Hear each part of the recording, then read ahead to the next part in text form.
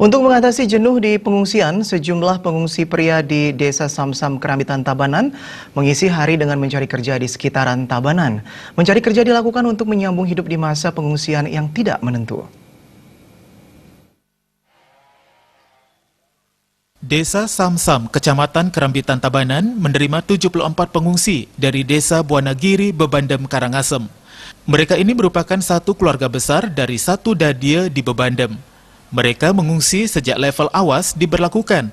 Dalam suasana panik pada jam 11 malam, warga desa ini mengungsi ke Kecamatan Manggis dan selanjutnya mengungsi lagi ke saudara mereka di beberapa banjar di Desa Samsam. Untuk memudahkan koordinasi dan penyaluran logistik, beberapa pengungsi yang dulu terpencar di beberapa banjar kini difokuskan untuk tinggal di wantilan kantor perbekal Desa Samsam. Setelah beberapa hari mengungsi, para pria yang merupakan kepala keluarga ini telah mencari pekerjaan baru untuk menyambung hidup di pengungsian. Sementara para wanita, anak-anak, dan lansia masih tetap bertahan di pengungsian.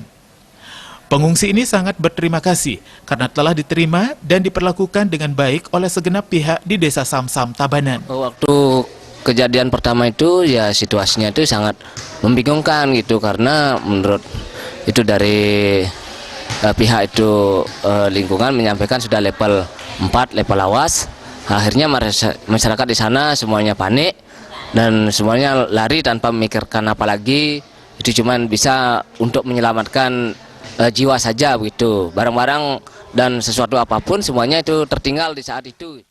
Untuk menjamin kelangsungan hidup para pengungsi ini, pihak Desa Samsam dan beberapa OPD terkait di Kabupaten Tabanan telah memenuhi berbagai kebutuhan para pengungsi ini, mulai dari kesehatan, makanan, dan sekolah.